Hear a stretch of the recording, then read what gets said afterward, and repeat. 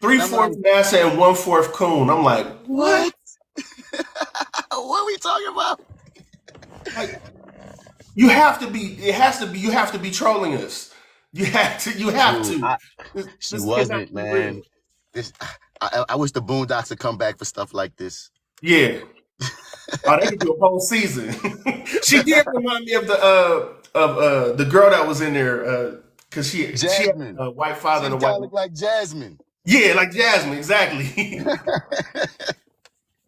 Stop. But Oh, yeah, bro, we could get into this now, man. I'm equipped. I got my energy drink. We can talk now. okay, cool, cool, cool. We're talking about the poem by Paul Laurence Dunbar. We wear the mask. So we'll kind of go through the poem, not line by line necessarily, but just pulling different parts of it. First question, start off at the beginning. We wear the mask that grins and lies, right? Do you believe that masculinity in some ways is a sort of mask we wear as men in society? And if so, how? And if not, how not? I feel like, yes, that masculinity is a costume in a way that's presented to us when we're little boys, that this is the way that, you talk about assimilation, you talk about socialization. This is how, in America, we socialize our boys to be that we associate being masculine with being strong. You know what I'm saying? And this faux strength that comes about. You feel me? So to a large degree, I feel like it's a mask that we put on. I know people like to argue because, boys and girls tend to, because of testosterone and estrogen, lean certain ways when it comes to like aggressiveness, or when it comes to emotional understanding, or when it comes to et cetera, et cetera. And they'll probably argue that certain masculinity is just by nature. I'll grant that to a degree, but how we have defined it in our current society, especially, and put it in these hard boxes and these hard lines and such, I think is doing us a disservice, because in so many ways, when you ask someone what is masculinity, oftentimes they come up with these words that don't have to necessarily just be associated to masculinity. Too often we get into too often when it comes down to it, the stereotypes come about when we talk about it. You know what I mean? Being masculine is being tough. Being masculine is being quote unquote physically strong. Being masculine is operating in this, like, you got to wear pants. You have to like the Right. color blue.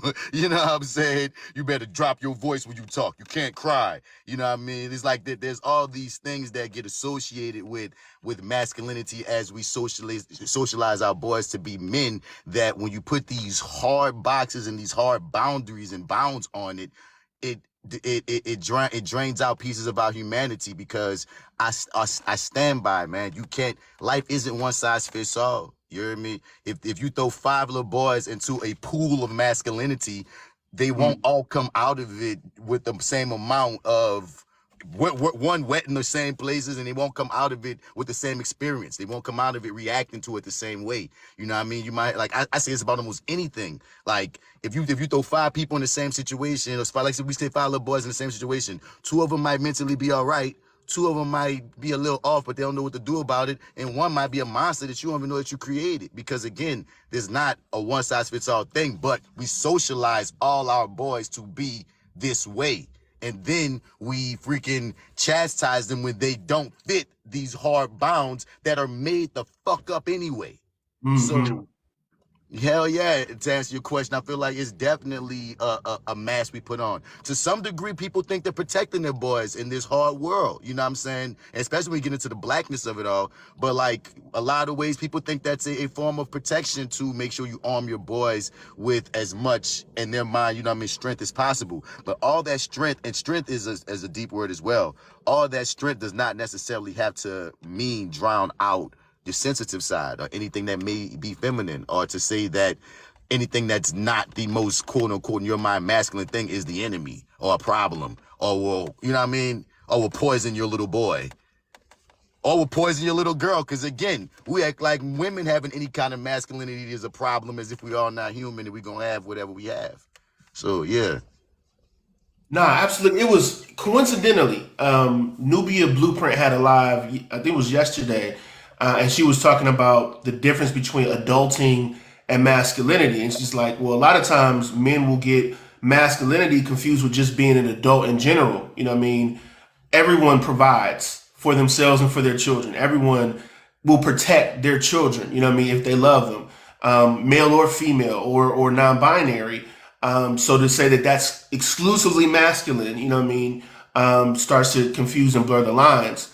And there was this one gentleman who got on because you mentioned testosterone, and for him it was testosterone is synonymous with masculinity. You know, the reason why men, you know, the more masculine you are, the more testosterone you have, and vice versa. And I asked him like, well, okay, if you're saying that testosterone is, you know, essentially liquid masculinity, what happens when you grow older? You know, Liquid masculinity. yeah. Are you saying that you know a 20-year-old is more masculine than a 50-year-old just because he has more testosterone? And he was like, well, yeah. Well, why? He said, well, because the So, so, 20-year-old so can you do mean to more. tell me that we got Mike Tyson, who's in his 50s, probably 60s at this point? You trying to tell me Mike Tyson is less masculine than let's say who someone they might think is a feminine guy? Uh, let's say Lil Nas X. Right. And I highly doubt you'll tell that. I highly doubt these same guys will believe that Mike Tyson is less masculine than Lil Nas X. I highly doubt that'll be their You argument. definitely not gonna say that to his face. Nobody. You definitely not gonna say that to his face. But we run into these paradoxes when you're just asked a few questions about it because it's an assumption we figure it's a given and we don't investigate it any further. Okay, you know, I'm a man because I got testosterone. I'm a man because I can get angry and get aggressive. That's what makes me masculine. And it's like, is it? You know, is that the only thing that makes you is that how you define your masculinity? Just because you get angry? And don't forget the notches on the belt. I'm a man because I'm able to get Right. all this sex, all these women. I mean, you know what I mean? And that's something that we also teach little boys from young to attribute to their masculinity. How well you maneuver, how well you can get women or get sex or whatever makes you more masculine than the next guy, which also can be to our detriment. Yeah, absolutely. But it was just it was an interesting conversation. I think it paralleled to this one. But where I broke from it was masculinity is a social construct, right? That's pretty much Fully. well, like it's when we look at masculinity or femininity, it's whatever the people in that society say it is. You know what I mean? Okay, these are masculine traits, these are feminine traits. If you're a woman, you conform to this set of standards. If you're a man, you conform to this set of standards. And if you fall short from that standard, then you're less masculine. And a lot of times, in because we're in an imperialist country, a lot of those traits to be masculine are congruent with being a soldier. You know what I mean? You have to be physically strong. You have to be aggressive. You know be able to you know handle yourself physically as far as combat is concerned. You know you have to be in control. All of these things that kind of move into a dominator model. You know what I mean? That either can get you to be a soldier or a conqueror. That's what masculinity is. And the further away you get from that, the closer you get to femininity, the less masculine you are. So if you draw, if you paint, if you sing, if you dance, those are less masculine things. Those if you're a teacher or if you're a nurse, all that's less masculine. You know what I mean? So it's real interesting. I wanted to get it, but he says that we wear the mask that grins and lies, right? So, you know, if we were to describe masculinity itself as a performance, what would be the grin and what would be the lie of masculinity? In many ways, the grin is the lie. Because when you ask me you know what I'm saying? When you ask me the question, the first things that came to mind were also like that. You know what I mean? That okay, the grin. Oh, you're so strong. We're so strong. But that strength can be used against you, and a lot of men aren't that quote unquote strong. You know what I'm saying? Everything that we talked about already when it comes to the mentality of it. You know what I mean? You can't be sensitive. You can't be vulnerable or whatnot. Someone will tweak that to be like that's a strength to not be vulnerable. You know what I mean? We will twist it it's like almost a masculine gaze where we'll take these things that work against us but for the sake of masculinity, because when you said that term conqueror, You know what I mean? That's how we look at dating oftentimes. You know what I mean? That's how we're taught to look at dating. How can we conquer this woman? How many different women can we conquer? You dig? And that's why we often try to attribute leadership with masculinity, because we attribute leadership with conquering, even though being a leader requires more than just that. You know what I mean? So when you ask me about the grin and the lie, man, and that is part of it. Like this default, let's take it here. Why are men the ones that are, why do men have to lead? That conversation. You know what I'm saying? The concept of being a leader, and that there's a grin there of, yeah, men supposed to lead because this, and this. And if you put those qualities in a boy, he does become like, just the concept of leading, providing. That's some good qualities to put into a little boy and such. But then when you let it just run amok, it becomes like, let me get, that means my partner's going to be my servant. That becomes, I can't show any weakness whatsoever. That becomes demonizing anything that could be vulnerable. And that's where the lie comes. That's where the lie poisons us to certain degrees. You feel me? And I like what K Shep just said in the comments. Leaders come to serve. Too often the concept of servitude or submission within a leader is lost on us in this conversation of masculinity. Because again, it's almost like we want to take all the things from masculinity that make us feel powerful, but don't want to have the things in there that might make us seem in a way weaker or weak in any manner. And again, that's why every example I try to think of that's a grin is a lie too, bro. No, you brought up a good point as far as leadership. Like, leadership is a skill that has to be learned. Leaders are made. Leaders are not born. Right? Real. You may have some intrinsic ability, you know what I mean, or talents or gifts that you're born with that may help you get into that position of leadership. But once you get there, your ability to lead is your ability to serve and meet the needs of the people. And like you said, that is the most submissive part, because your entire purpose there is to do for others, is to help others. Whereas their purpose could be that, or it could be just for themselves. You know what I mean? Because they're individual contributors. You're the leader. So you have to be in tune with every person that's on your team or every person's in your community in order to lead them effectively. And their shortcomings are your shortcomings. You can't, as a leader, say, oh, this person, didn't do this, and this because they didn't have the resources. Well, it was your job to bring those resources or to help develop them as a leader. But if you're a leader, I think a lot of times men, especially in like disadvantaged communities, I'm not just going to put this on black men, but men who aren't exposed to leadership are looking at like television, and they're looking at media, and they're looking at like the demonstrations or the performance of leadership, and say, oh, that the drill sergeant, that's the leader. You know what I mean? Yeah. That's what you think. I'm the person that barks orders and other people do what I say. That, okay, that leadership might be necessary, or that style of leadership might be necessary on a battlefield, Or because you're screaming over gunfire. So you have to yell. You know what I mean? But if you're not screaming over gunfire, you don't need to yell. Sometimes the leader whispers.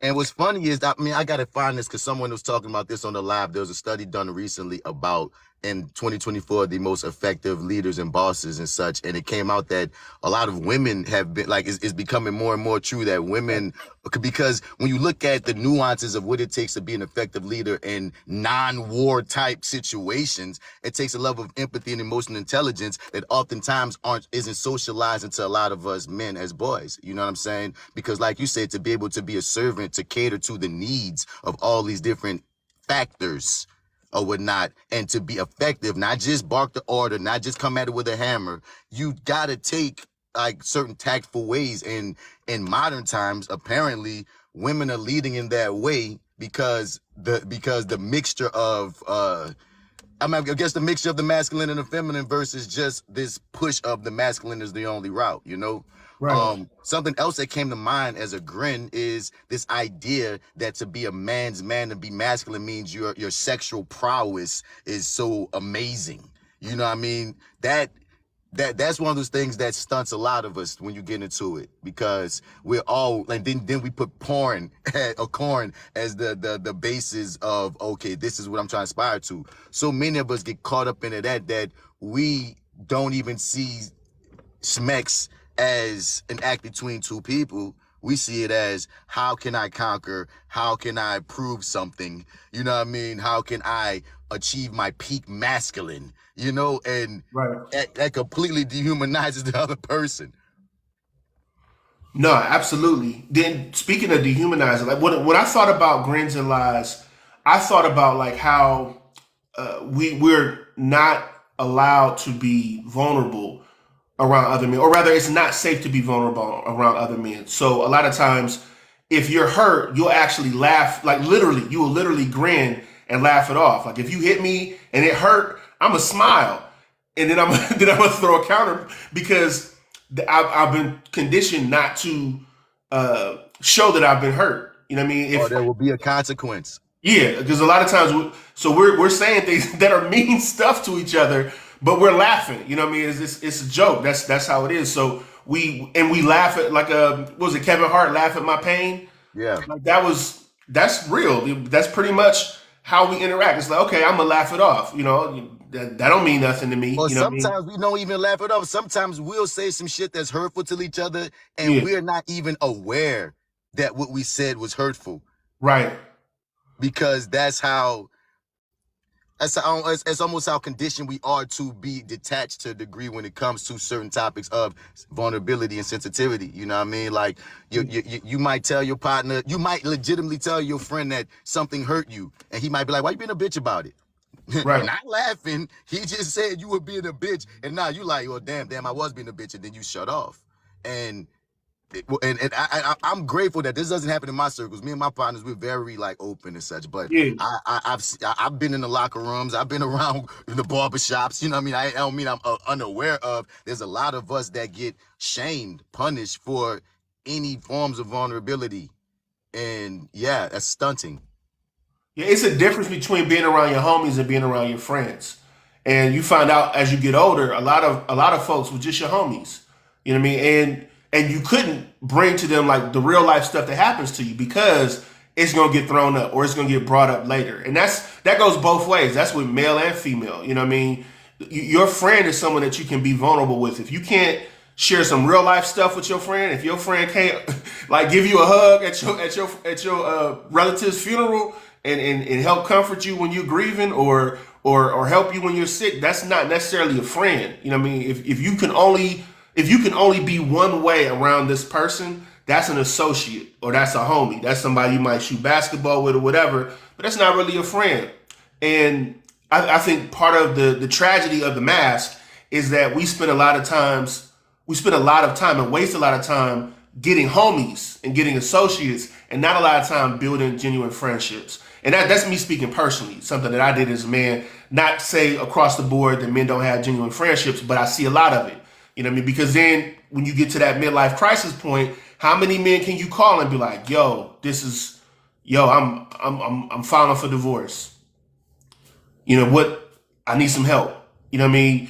A lot of us aren't comfortable asking for help because It's we, not masculine. yeah, our manhood has been linked to independence. And You then know, and also when you talk about the homies and the friends thing, like you said, both men and women both have to deal with, you know what I mean, you can't be vulnerable with people you can't trust. That's absolutely true. But unfortunately for men, too often it's some of the issues we'll have will be seen as a weakness, and it's been even trained into like so many of us that your best friend might even see you just want to cry, you know what I'm saying, as non-masculine.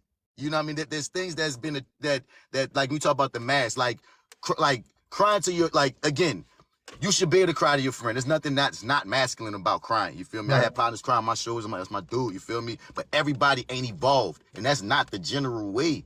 Like if you had a list of things that's considered masculine, crying is not gonna pop up on that joint. You feel me? Yeah, And there's these other, like, it goes back to the notion of vulnerability. It's even your friends, your homies, and your friends can both be poisoned yeah, yeah. That's true. and I unaware. They're not intentionally meaning you harm, but they're poison too, and that's what gets frustrating. yeah.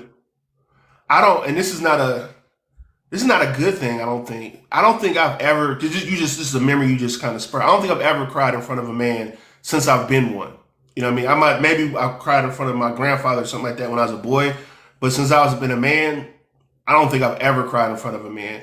And when I cry even by myself, it is a physically painful thing. Like it is physically because I'm going against something in my head, against my own social programming to even get to that point. It is a physically painful thing to cry, and on top of whatever pain I'm dealing with. And I think that's a lot of stress. You know what I mean? That's a lot of built up pain that you just get used to stuffing it under the rug. You know what I mean? Like, push it down. Well, you get hit on the football field, walk it off. You know what I mean? Yeah, That's kind of the, walk it off, shake it off, laugh it off. You know what I mean? And that's not always the best way to deal with things. You know what I mean? bro, bro. Like I remember when I was a freshman in college, um, I'm majoring in theater. I'm getting into acting and such. You feel me? And I'm the main character in this play. And at the end, the guy has to cry. And every time we get to that part, it just wasn't coming. And my director, he's this white man, and he was like, "Man, like, what's the problem?" Like, and I'm like, he's like, "You never cry?" I was like, "No, I don't cry." I'm thinking I could not think of maybe more than one occasion at that point where I'd ever cried. You know what I mean? Maybe since I was a Yeah. child. You know what I'm saying? And I'm thinking, it was my junior year. You feel me? But like, yeah, but still, I'm like 20 years old, and I'm looking like, and he was like tripped out that I couldn't. The concept of crying was beyond me. You feel me? I like cry.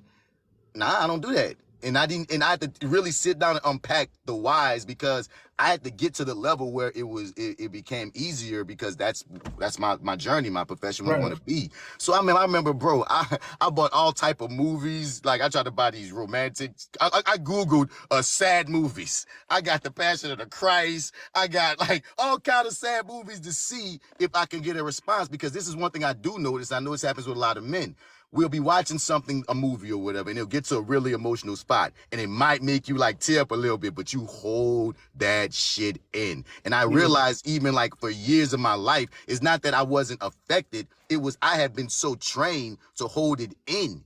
You feel me? So then I started trying to watch the movies, and whenever that would come, I just wouldn't. I just would like, release. And some of it came with like growing up over time, getting more tragic situations happening in my life that Yeah. required whatever happening to come out. But again, even if those situations didn't happen, if I didn't have that moment to like start challenging myself and asking myself why I don't cry and actually being open to those emotions to come and pour naturally as they should, I would have been stunning my growth as an artist. You dig? As in my profession, you dig? Because I learned that that's almost its own muscle.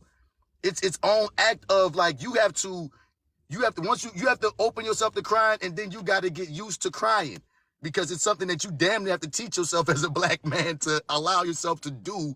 Yeah. And when it's not like forced upon you. Like, you know what I mean? Most times Right. we crying when it's like it was forced. The circumstances that happened, what else is you gonna do? But there's times in life where, man, you might could be sitting with yourself, having some thoughts when you gotta feel the emotions you need to be feeling, and you might need to just sit with yourself and cry. And your average person, your average man, I mean to say, we ain't doing that shit. You know what I mean? Right. Like it's just not what's happening. And it's not because it's not being presented as anything normal or masculine for a man to do. Nah, I remember the Cloudy with a Chance of Meatballs, the black police officer that was in that movie, and he's like, he got this Mr. T type voice, and he starts to cry, a little tear comes out. He's like, "Get back in there, tear," and he sucks the tear back in his eye, and he like picks up his feet, like he got the boat, and his wife and his son is like on the boat. He like throws the boat. You know what I mean? We feel like we got to be Superman. You know what I mean? And actually, like it was a cartoon, but real talk, it was actually what men feel like we got to do, especially black men. It's like, okay, I got to go against all odds. It's an exploding island with meatballs and spaghetti going all over the place. I got to throw my family into the ocean. I ain't got time to cry. Like the dude in Predator, he's like, I ain't got time to bleed. You know what I mean? And So, and that's also like a grin and a lie right there, the right. Superman concept.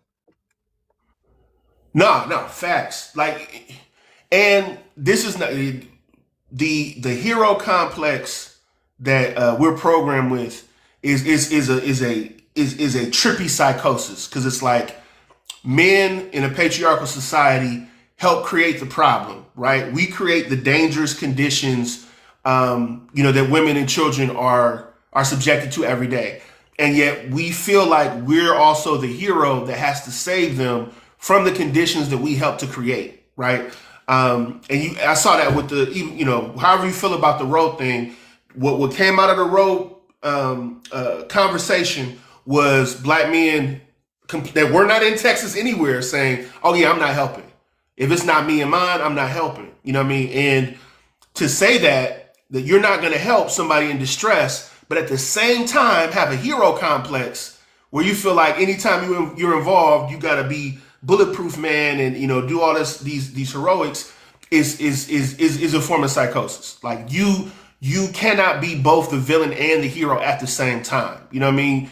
But we got it from our daddy because that's exactly how the government functions. The government will set up a situation and then act like create a humanitarian crisis and then act like the savior when they finally come in and stop the humanitarian crisis that they helped create behind the scenes. It's the same, and we've kind of adopted these operating modules where it's like, okay, I want to look and appear to be a hero, but I don't want to do the day-to-day things that actually cause heroic outcomes without me being the superstar. You know what I mean? It's very interesting. But you also have to take in, there's always that blind spot. Like a lot of, like they say, the best villains believe they're the heroes of their stories. You know what I'm saying? So a lot of us won't face our villainy. We will justify our villainy, and then we will circle our heroics as if we had no villainy in the mix. So they're not, it's not this intentional villain arc. It's really it's a supposed hero arc, and you're not trending in the right direction for this to be a hero arc, but it's unseen. It's a legit blind spot. It's almost a conditioned blind spot, because it's one of those things that it's like if you could fly, but if you ever look down, you can't fly anymore. You know what I mean? So it's like they just keep looking up and they're flying, but as you fly, you're pissing on everybody while you're in the sky. But all you're focused on, well, I can fly though. Like, wait a minute. But the moment you look down that you pissing, you're also going to fall, and they can't take that fall. A lot of us, I should say, can't take that fall.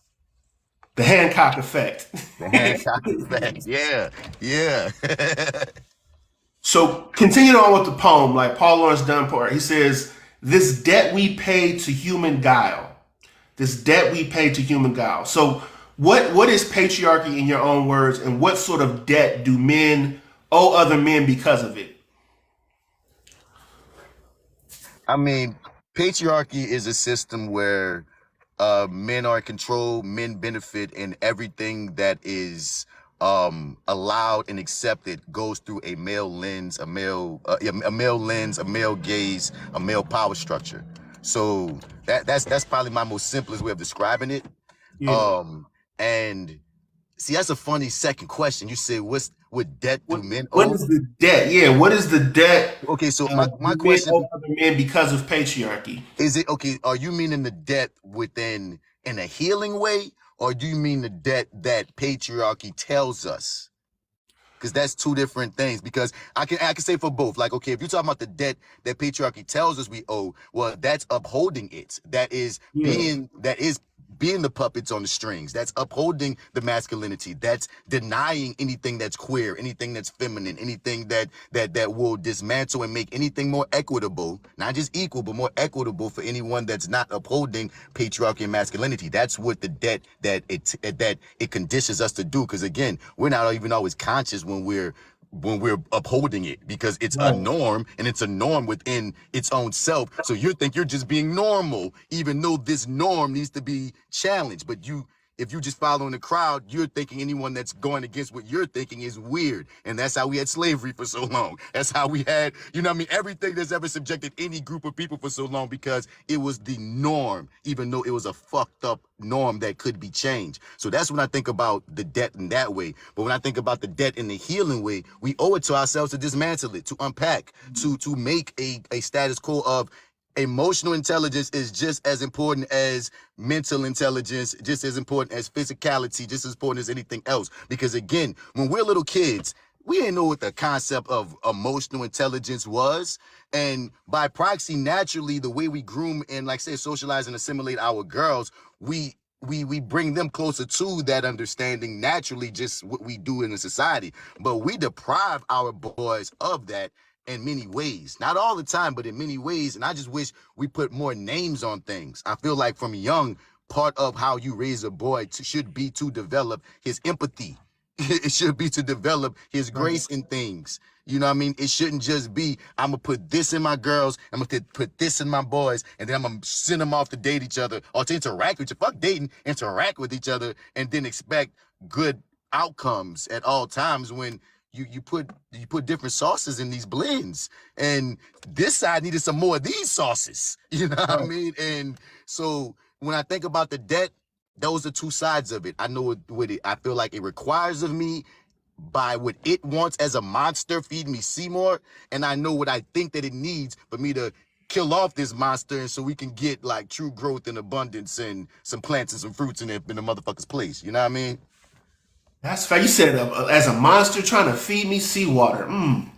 Yeah, that's facts. When I was thinking about it, I was thinking more like I thought of patriarchy as human guile, right? It's the going on with the mask. It's the deception, right? And the debt you pay is almost like once you tell one lie, in order to like keep that lie going, you got to tell another lie and another lie and another lie until you almost kind of lose yourself in the lie. You have to convince yourself first that the lie is true, and then convince It everyone else eventually as well. becomes true because perception becomes that reality. Yeah, yeah, facts. I But yeah, I don't. I think a lot of times that's why men hit the wall. You know what I mean? When they get in their 50s and 60s and stuff like that, because they look back over their life and they're like, wow, you know what I mean? I really shortchanged myself because I didn't form a lot of human connections. You know what I mean? I didn't treat my children the way I should have treated them. Now my children don't want to mess with me. You know what I mean? So when men hit the wall, it's kind of that your lies catching up to you because you bought into this idea that because you're a man, you're automatically superior and everything has to revolve around you, and it doesn't, and it shouldn't, and it's harmful to do so. So that's kind of what I was thinking about when I was like, what what is the debt that we have to pay towards that? For me, like patriarchy it's a male dominated society, right? So that means power, influence, resources, money, political, organizations, institutions, all of that is centered in maleness. Religion definitely centered in maleness, and women are kept on the periphery of that, or are marginalized on the outskirts of that, and have little to no power. And the power and the resources and the inheritance go from father to son. When it comes down to it, who really should hold power? Patriarchy is a European perspective. It definitely is now. You know what I mean? I think I saw someone in the comments say that it's as strong as white supremacy. Patriarchy and white supremacy kind of go hand in hand. Since Spicer says U.S. used to control women, racism is used to control minorities. White men benefit from both. Exactly. No, I think patriarchy is actually older than white supremacy. You know what I mean? It just is. Right. You took the words right out of my mouth. There's patriarchy in African cultures as well. Now, it became more toxic, certainly with white supremacy. But yeah, it's an older issue, and it's one that has to be resolved. So I'm going to put this to the crowd. As far as what is the trick that is played on the younger generation as boys seek to develop into men? What is the trick that is played on the younger generation as boys seek to develop into men? And while we wait for Bats to come back, if you all want to hop in the box, we can. I can take a few guests and we can talk about it. Kind of take it question by question. What is patriarchy in your own words, and what sort of debt do men owe other men because of it? And what is the trick that is played on the younger generation as boys seek to develop into men? Passport fraternity, you might want to discuss this. K. Shep says occupation is more important than family. Suganani says, from what I've seen in my family, there is a coddling of boys. Uh,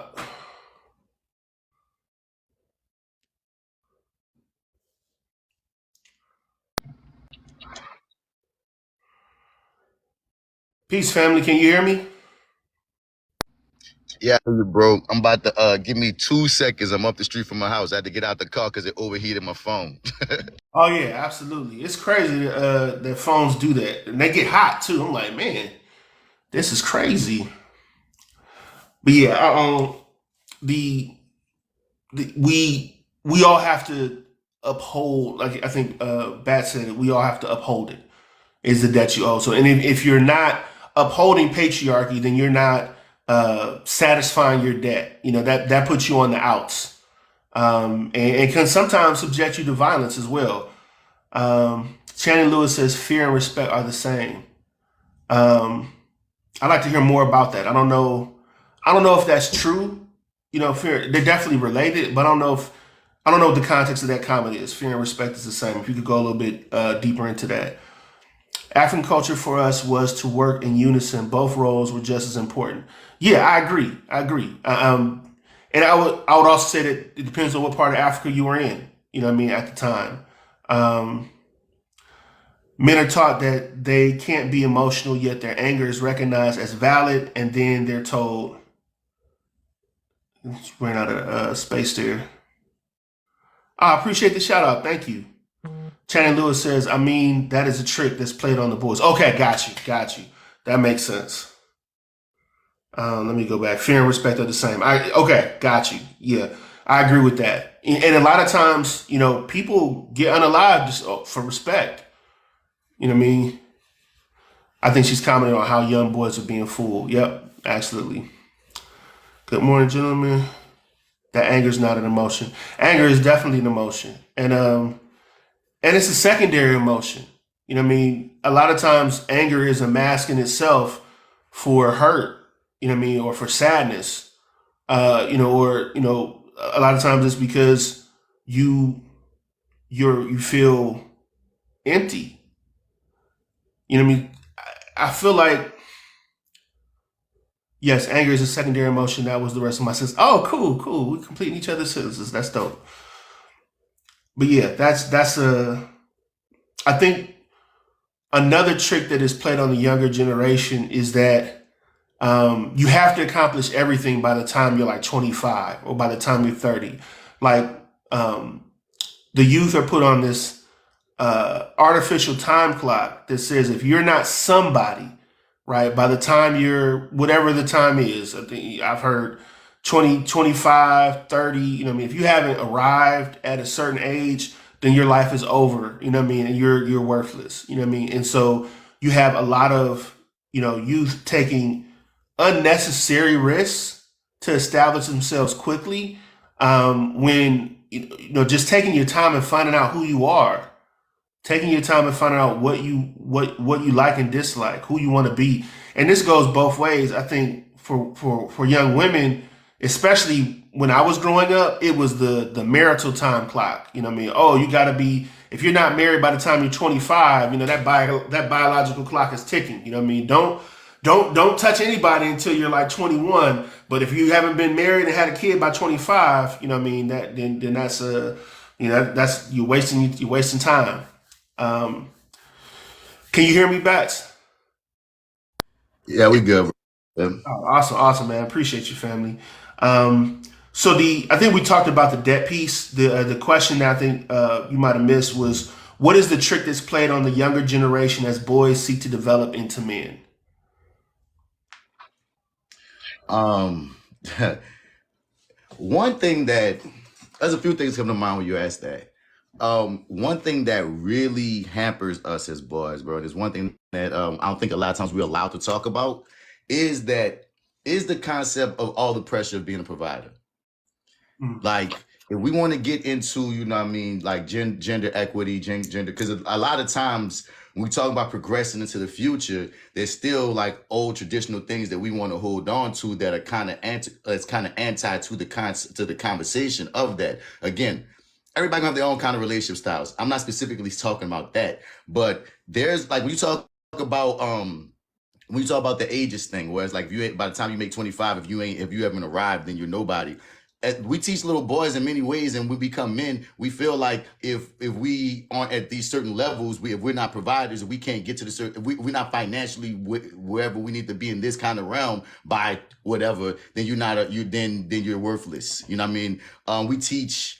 We like we put too heavy a pressure on little girls to learn how to be little wives, and we put too much pressure on little boys to learn how to like be the strongest strong of all strength in the providing realm. That I think there's a certain anxiety that comes because again, some of us handle it better than others, and those of us that don't handle it well, they don't handle it well at all, and it's not always their fault because again, some of it is at the foundation kind of was needless pressure.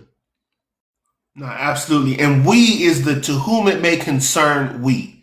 So, and when we're saying we're talking about us as a collective, but is a to whom it may concern we. Meaning, if we didn't call for you, don't answer. I mean, if this doesn't include you, if you don't feel that you're in the we and you've never done the things that we're talking about, then we're not talking about you. But if you are in the we, then we are talking about you. And because we don't know who we is, it is a to whom it may concern we. So please keep that in mind. And if we don't call for you, don't think that we're coming for you. Um, Um, uh, Go ahead. yeah. What was that? Bring me back to the question though. The trick that's played on the younger Trick, yeah, generation. how's harming Yeah. boys. So that's one of the things too, like certain pressures.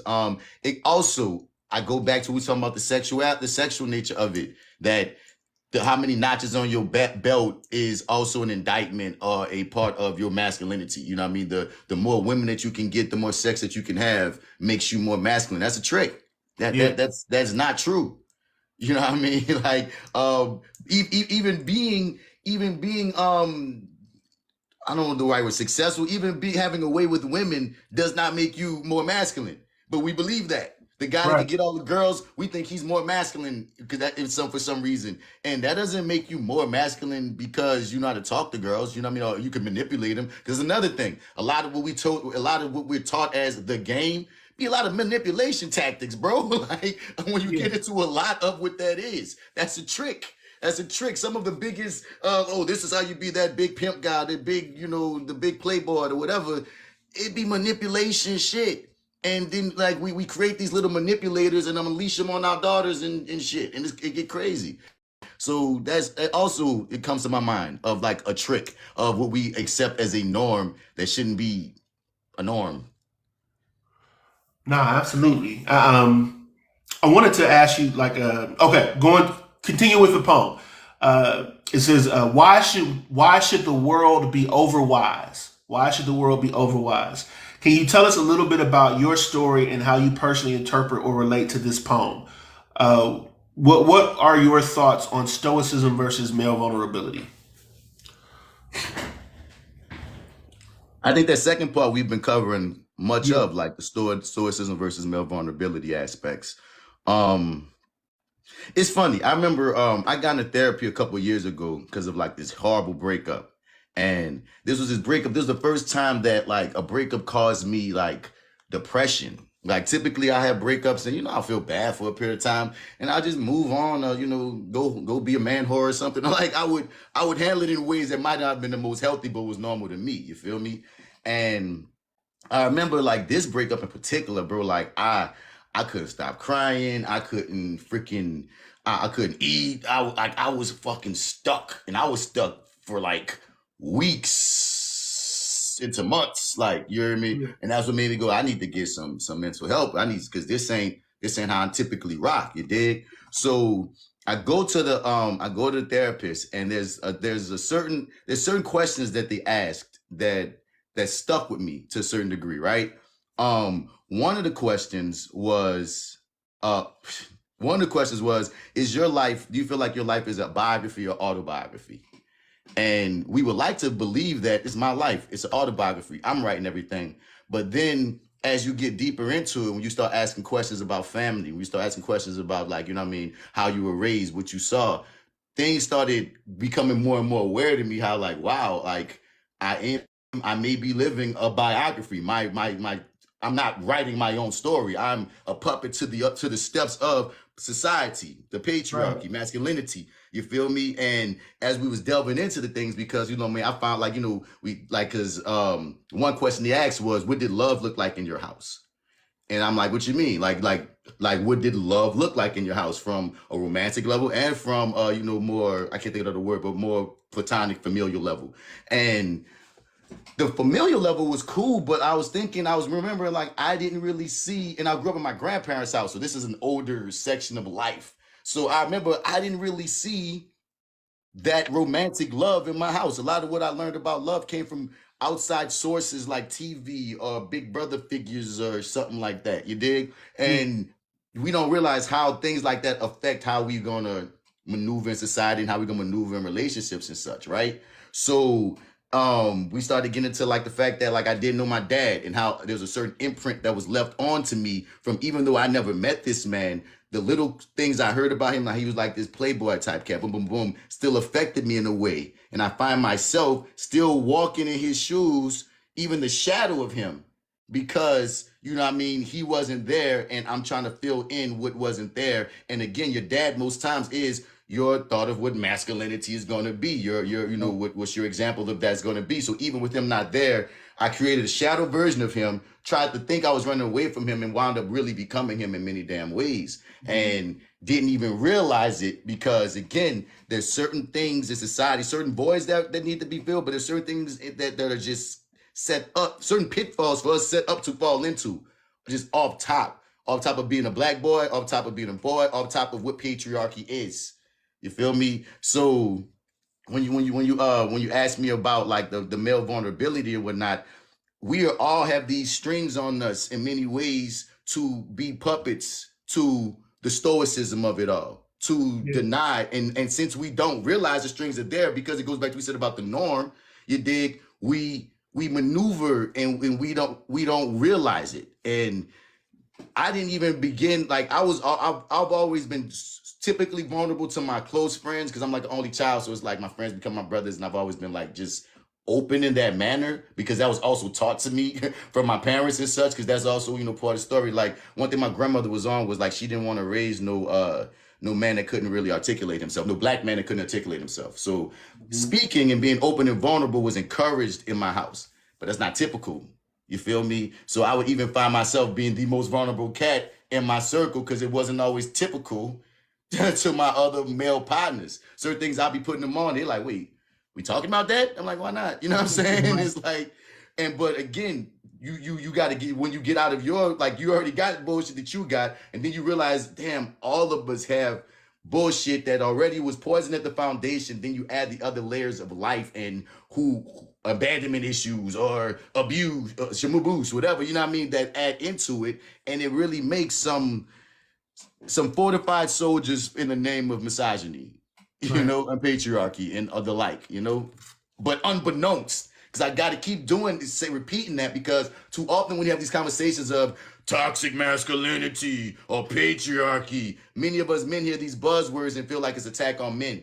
And it's not an attack on men. I often say, bro, like, if you think of masculinity like a pool, the toxic parts is the piss in the pool. We just want to get the piss out the pool. The pool good. Water's great. We love water. Water's great. But there's piss in the water. And we can't pretend like the piss ain't in the water. We gotta, you know, identify it. So that's why I keep saying many of us are victims to it. So don't take it so personally when we bring up some things that you think is normal that shouldn't be normal.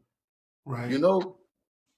I know Tiffany asked the topic. So the topic is we're discussing masculinity in the terms of the poem "We Wear the Mask" by Paul Laurence Dunbar.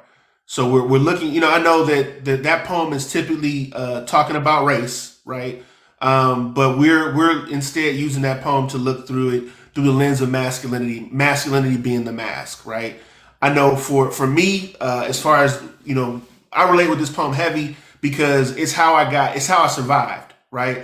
I first got into the business world through doing telemarketing where people couldn't see, my skin, right? So I would adopt the voice of someone of a lighter hue. You know what I mean? My diction, my inflection, my vocabulary, I would sound like a white man on the telephone. And that's how I made a living. I would sell products to white people as a white man, as a black man, over the phone. And I was in a very, what could be considered a racist city, you know what I mean? And selling in areas that were not very kind to my kind. So it was and my roommate used to call me ambiguous race man. Like that was my name because I started doing it for everything. I would do it whenever I took a phone call, for a bill collector. I would do it when I was, There's that movie Sorry to Bother You. You ever seen that? I think I seen some of it. I haven't saw all of it though. But Yeah, I didn't like the ending of it, but the beginning of it describes just what you're talking about. He gets a job, and he has to put on his white voice to survive. It's like you just made me directly think of that movie. But keep going, brother. I got to go back and watch. I'm hip to it, but I didn't go back and see it. I got to go back and watch that one. Yeah, the code switch was real, and sometimes even gender. You couldn't tell which gender I was sometimes, but so we wear the mask. I would put that mask on, my professional mask, in much the same way as a black man in the 1930s would be like, "Show boss, yes sir, boss." You know what I mean? You put on that mask to seem, more foolish than you really are as a survival mechanism. You know what I mean? And much in the same way, I think masculinity is another mask because if you put me in a different environment where now the environment is completely opposite of that, it's more urban or whatever, I'm gonna put on that mask. You know what I mean? Because that is another survival mechanism. But if you're putting on all these different masks, at what point do you lose who you actually are? You know what I mean? Or what opportunity do you get to be who you really are? If you're putting on a mask at church and a mask at work and a mask when you're in the community and a mask when you're, at home, you know what I mean? All of these different masks, and you never actually get to the core of who you are. So when I got into therapy, I was just vomiting, you know what I mean? All these different things that happened to me. And the autobiography thing you said was so profound because, yeah, it was like I was just one of those pinballs bouncing back and forth in the machine, trying not to get sucked into a hole, never really finding a safe place. You know what I mean? And that was my whole need to escape. Just trying to escape the next trap or whatnot. And I don't think that's a good way to live. It's not a good way to live. It's really like the Matrix to a certain degree too, man. Because when my puppet strings became aware to me, that's when I started challenging them. You know what I mean? Like, and that's when, like, and one good thing I will say, I wasn't like this. Like, I always, sometimes if you're a little bit involved, but you still fucked up, you're probably the most fucked up because you can justify your fucked upness with altruism. You know what I mean? Yeah. So for a while, I think that's who I was. It was like I did so many great things. I understood so many other things that I would get I would get praise in one way, but I would still have these other fucked up mechanisms that I had to deal with. And, in therapy is where I saw where it all was coming from. So once you see the strings, at least for me, it was like, I got to cut them. So how I was in relationships, how I was in different ways, I started wanting to cut the strings. But too often we're brought into this world believing the strings are supposed to be there. We talk about the concept of masks. It's one thing to know you're putting on a mask. It's another thing to be born with a mask on your face, like the freaking, like with a mask on your face, and you don't realize it's even a mask. So when you're trying to do things like, I don't know, smell, and you don't even realize you can't smell because you've always had this mask on, but naturally, I'm supposed to be able to do this thing with my nose. You know what I mean? And I think that's part of like where a lot of us be having these crises of character because we have the mask of masculinity on our face that we think is the norm. But inside we know this isn't necessarily me, but unconsciously almost, So yeah. I think it's even more of a struggle when you don't even realize that you have a mask on. Yeah, the Man in the Iron Mask. That's what I was trying to find. I was trying to find the movie in my head. Yeah. If it, like I was about to say it, but it wouldn't come. But yes, if you're the Man in the Iron Mask, and he wasn't even born with the mask. I think he was like It was, you just had it on for years. But imagine if you was born the baby with the iron mask. You know what I'm saying? You just, that was just you. And but you can take it off, but you don't know you can take it off because you don't know there's an off to take. It gets deep, bro. That's yeah. You don't know. There's an off to take. That's crazy. Um. So okay. So going along with this is another line in the poem. Should a man allow his romantic partner to count his tears and sighs? And I'll qualify this. Like I hear a lot of times where men will say, "I can't be vulnerable with my partner because if I am vulnerable with her, if she sees me cry, she's no longer going to want to be with me." You know what I mean? So the question: should a man allow his romantic partner to count his tears and sighs? That question gets heavy because I know the way things should be, and I know the way they are. You feel me? And what we can't ignore when we talk about patriarchy is that women are affected by patriarchy. So when we all have been affected and being poisoned by patriarchy, I want to say that, Mac, you should want to be able. If this is the person you're gonna if this is the person you're gonna spend your life with. There's a person that you love. You should want to be able to be vulnerable. I would always like if you my girl, if you my partner. I want to be able to be open and vulnerable to you. But again, there's some women that are still just as not evolved as men who will use these because that's the big fear that a lot of these men use as a crutch to a certain degree to prevent their growth. You know what I mean? Is well, no, there's this horror story of I was vulnerable with this one girl and she used it against me. I was vulnerable with this one girl, but then she laughed at me. You know what I mean? And those women that have done that, they are also fucked up, you know? So while I want to say yes, man, we should be able to take that. That's what you want to do. We should be able to take all our masks off with our partner. I can't generally just say yes, all men that's safe to do because it's been proven that it's not always safe for us, even though it shouldn't be that way. I would never preach that to my son to not be vulnerable. You know what I mean? But I gotta also you gotta also be able to vet what type of partner you have before you're vulnerable, or else it's not gonna work, and it's gonna just make you more bitter. Because man, it's crazy. You asked me this question, and before this live, a mutual of mine, my dude Shamar Lion, he put up this post where Shaquille O'Neal was talking about to never be vulnerable or open to women. You feel me? And my dude was giving his take on it, and part of his take was, and I applied his take. I just made this video, funny enough, so it's just ironic. But like part of his take was saying that a lot of us guys have been the side guy, the side piece. A lot of us guys has been the work husband. So a lot of times, being the side piece of the work husband, there's women who will pillow talk and tell all the business within their relationship about their guy to the side piece guy, or to the work husband guy. You feel me? And then you find out that damn, your woman has been exposing all your information to these other people, and then that make you be like, well, damn, I don't never want to open up again. Or as the side piece guy, since you know that she does this, you start thinking, well, how many other women do this? What if I'm not that side piece guy no more? What happens when I'm that guy that she's, you know what I mean? So if you already socialized to not be vulnerable and have these walls up just off of the masculinity mask, you know what I mean? You're already socialized not to be vulnerable. Then you have these experiences or hear these horror stories of like, yeah, then when you are, et cetera, et cetera, et cetera, et cetera is going to happen. Or you see it for yourself, like, damn, that's what be happening when you get with a. That just all plays into it as well, which makes like context so important in this equation, you know? Yeah, no, absolutely. You hit so many points right there, man. I'm gonna read this poem because there was a question in the chat saying what poem is it. So the poem is "We Wear the Mask" by Paul Laurence Dunbar. "We Wear the Mask" by Paul Laurence Dunbar. I'm just gonna read it for reference because it's a short poem. It says, "We wear the mask that grins and lies. It hides our cheeks and shades our eyes.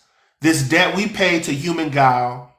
With torn and bleeding hearts we smile, and mouth with myriad subtleties. Why should the world be overwise in counting all our tears and sighs? Nay, let them only see us while we wear the mask. We smile, but oh great Christ, our cries to thee from tortured souls arise. We sing, but oh, the clay is vile beneath our feet and long the mile. But let the world dream otherwise. We wear the mask." So that's the poem. And I know, again, Paul Laurence Dunbar, classic poet, he's talking more so about the experience of being black in America. We're looking at this through the lens of masculinity, or being a man in America, or a black man in America, however you want to call it. But no, you hit the point right on the head. It's and I think it was said in the comments, like, if you can't be vulnerable with the woman that you're with, consider being with a different woman, or partner. If you can't be vulnerable with that partner, that's not your partner. It's like the homie versus the friend thing. What I mean? This is your associate. This might be somebody you lay down with, but that's not necessarily your partner. Because what's the point if you can't be honest with that person? But I think sometimes men will almost weaponize that and say, well, you have to earn my honesty, or you have to earn my vulnerability through submission and obedience. And it's like, whoa, wait a minute. What I mean? You're basically taking patriarchy, right? And the fact that patriarchy doesn't allow you to be your whole entire self. And then you're going to weaponize that against me and say, okay, in order for me to be my whole entire self, you have to submit to patriarchy. And then I can be this whole human being, but only after you submit to patriarchy. And it's it's a narcissistic manipulation. And I think society encourages almost men to be narcissistic. And what I mean by that is it encourages men to be wholly separate from their emotional selves, right? Not in touch with your emotional self at all, so that you're only, and once you do that, it's all a manipulation, because you really don't have any emotional investment. It's just basically what you want to, you're trying to get what you want out of other people for whatever reason. It becomes a big ass ego feed, man. Right. Yeah, exactly. So now that we kind of read the poem, we kind of, to the people in the audience, this is the next question. So, we smile, but oh, great Christ, our cries. What are your thoughts on religion as a coping mechanism and or a mask for pain and trauma? Religion. We going there, bro. Okay.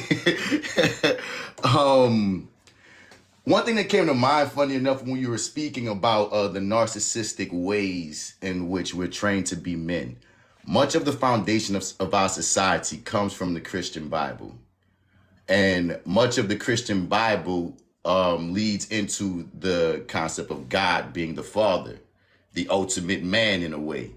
And if you objectively look at a lot of the stories that you see in the Christian Bible and the depictions of God, he has a lot of narcissistic tendencies.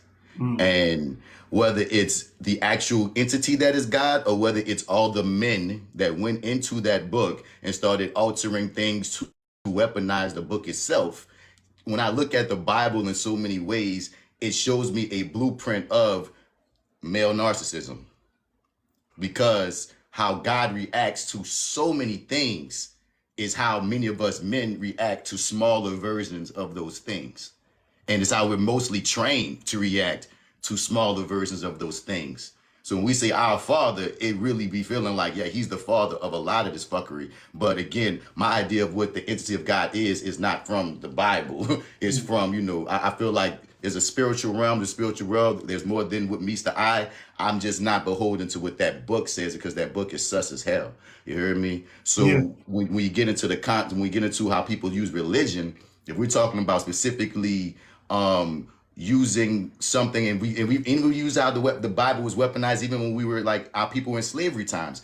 If you're using one poison to cope with another poison, it just all circularly, I think, will damage you, especially since both poisons come from the same well.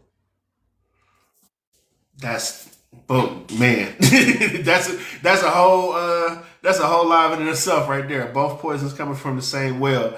As a part B, with continue with that thought. How do you think it affects a person? Because you actually said it, I think, at one point. How do you think it affects a person when their coping mechanism is also what is used to hold their mask or even their trauma in place? Yeah, I think you think you're talking about how you add more glue to the mask, like, you know Yeah. what I'm saying? Because again, much of what's in these a lot of main religions, the ones that the ones that we are again assimilated into, because these are the foundations. You're weird if you're not a Christian. You know what I mean? So Right. and so if you're talking about, if you're using religion, what to cope with what exactly? Let me ask you that. I'll read. So it was asked that I reread the question. I'm gonna read the whole question. It's got like three parts to it, but just so it's out there. So again, going with the poem, we smile, but oh great Christ, our cries. Right. So that's the poem excerpt. What are your thoughts on religion as a coping mechanism and/or as a mask for pain and trauma? Continue with that thought. How do you think it affects a person when their coping mechanism is also what is used to hold their mask or even their trauma in place? And the example I use is like fake church folk or abusive church folk. So just to give you, like when we talk about coping mechanism, right? I look at let's say the crack epidemic in the black community. It's a lot of former drug addicts that came to the church and actually were able to get the drugs out of their system through their attachment to that religion, through Christ, right? They become born again, they start serving in the church, all of those things, right? But then at the same time, some of the trauma that caused them to become drug addicts in the first place is reenacted through SA, through narcissistic abuse, through financial abuse, and just through the being exposed to the people in that church, i.e., like the church hurt and abusive church folks. So it's like you're getting pulled out of the world, quote unquote, but then the world is also in the church, and so now you're getting re-traumatized in that way. And from that, some people wind up leaving again, right? And then some people stay and kind of adopt some of those same tactics to the new members that come in. So it's that whole cycle thing. So that's where I was coming from with the question, but it doesn't have to be that lens, however you interpret the question. But church being that coping mechanism, how you're coping with poverty, how you're coping with racism, how you're coping with drug addiction, how you're coping with having, not having real, strong parents. But then at the same time, being there in that place is also re-traumatizing you because of some of the abusive things that happen within the church. You just make me think of just the concept of awareness of things. Like, remember earlier I was saying that as little boys, just the concept, the term emotional intelligence is not something that we're even taught. It's Right. even like presented to us, right? And I feel like when it comes to the church, it's in many ways it does the same thing that the system does with patriarchy. You know what I mean? We are assimilated into already believing that the church is right and such. I think just like from the beginning, there needs to be an awareness that there is a problem, there is a sickness. You need to be aware of what the church is more so than anything. And because it's almost like if I give you a steroid to cure one issue, that's not a problem. You know what I mean? But if I just give you steroids and don't tell you there's what can happen, or there's a cap, or you have no awareness that these things are here, be aware, be warned as such, then you don't know how to maneuver. Because the answer to your question, we see it. It's what we live in right now. It's what you just said is reality. People will go to the church and become a demon in another way. There was a demon in the world in one way, and now they're a demon in the church another way, because now you just have righteousness to back your demonness, your demonic nature. You feel me? When if you are aware that this is a tool, this is a tool, this is a tool, this can be used in this way, beware these side effects, etc., people can maneuver in these spaces better.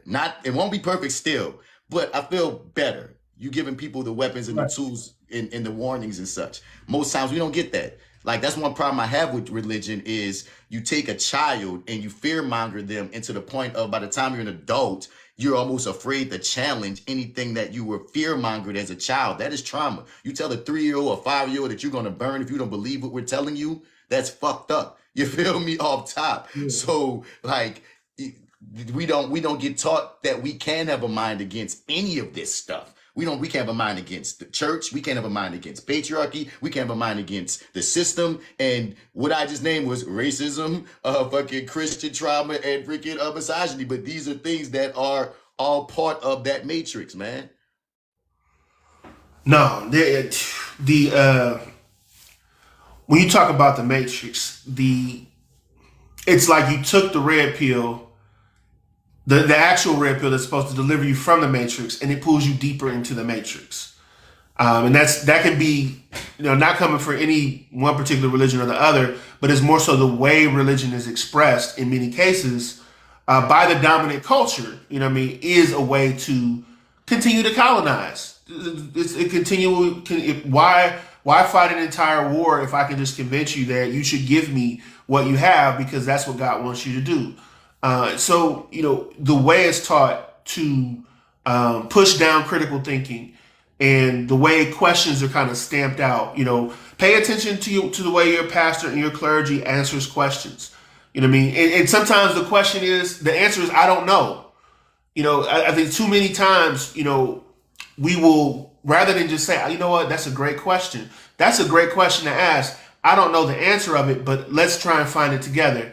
We'll just say, oh, well, it's because God said so, and you should be ashamed for even asking that question because how dare you question God?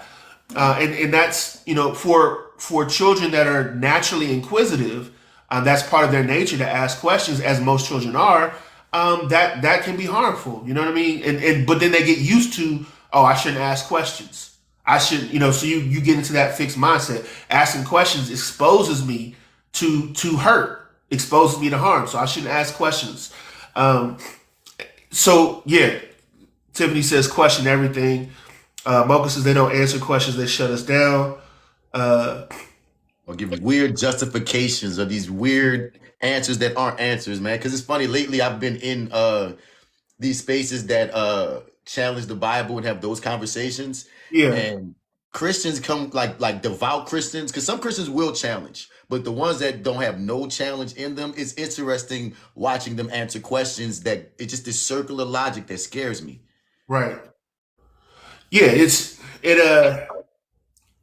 you should be able to question it. The God is questioned in the Bible. Moses asked God questions. Abraham asked God's questions. Why don't we ever teach that? Asa says in most churches, if you're the person the super fake have issues with, you're probably on the right path. Right.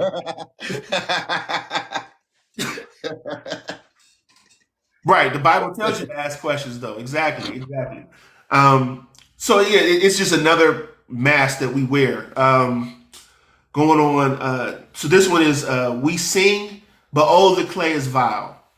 How does performance art, acting, singing, dancing, etc., help with catharsis?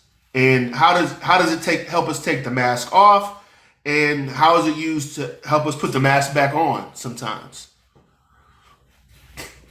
Well, I'm an artist, bro. Well, you're an artist as well, so you already know that oftentimes your art is your outlet to be not only your true self, but to just let out your unconscious self. Because sometimes you'll make something or you'll create something and you'll look back at it and it almost tells you what you were going through, even if you didn't realize at the time. At the time, it was just energy being released that you just had to release or that you might have an inspiration towards. So like I feel like it's a necessity for like if you're an artist for inner peace and to make sense of things and for the world, I mean, that's how we often see ourselves back. Much of what, like I often say that change starts in the conversation. You feel me? The conversation often comes from something inspired by the art, whether it's media, whether it's real paintings, like whatever it is. Art often opens the doors to what we're often talking about or often trying to change. Some people saw a movie and that was the first time they ever saw that person's life in that way, and now they are more empathetic to that person's life. You know what I mean? Some people who saw a play or saw a dance or like read a book or a story that was an allegory. That's what the Bible is. The Bible is a piece of art. You know what I mean? That's been lasting for all this time, affecting us in so many ways. So the nature of the artist being able to alleviate the mask or it just that's I feel like it's part of the power. Me as an actor, I take on different characters, and it's just like what I just said. Certain characters I've had to research to take on. I've learned so many things about other perspectives, other lifestyles. You know what I'm saying? Yeah. It often also puts me in relationships with all kinds of types of people and folk. You feel me? So it it's a necessity, I believe, in all ways when we're talking about challenging the mask and being able to take it off and on at will, because part of the inspiration that you can get from being an artist or being affected by art is realizing that the mask is there. I feel like the concept of the mask came from some philosopher and some artists just shooting the shit because you just feel differently. Absolutely. I That feel yeah. like artists have a different lens on how we Yeah. even interpret, process this information, this stimuli that we're getting from everywhere. Man, when you said the Bible is a work of art, I'm gonna be thinking about that for a while. That is that's mind blowing, man. I I wanted to ask you, like, if you had to recommend one theatrical performance that could save someone's life, what would it be and why? Bro, you sent me that question and I still don't have an answer. I said on that question because I started thinking about just so many like movies. At first my mind went blank because I was like, damn, fuck. What?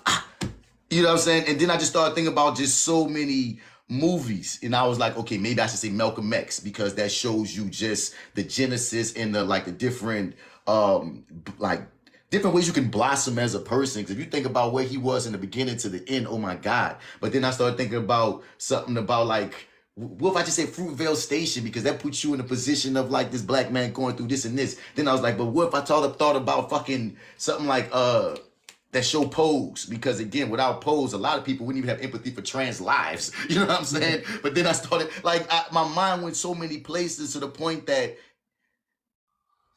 I feel like, I think it goes back to what we were talking about, that the artists need to just keep creating art from their perspective. And it's very important for all of us that are the minorities, the oppressed, I should say. I think that's why the art from the oppressed is so fucking important, because that's what's going to save someone's life.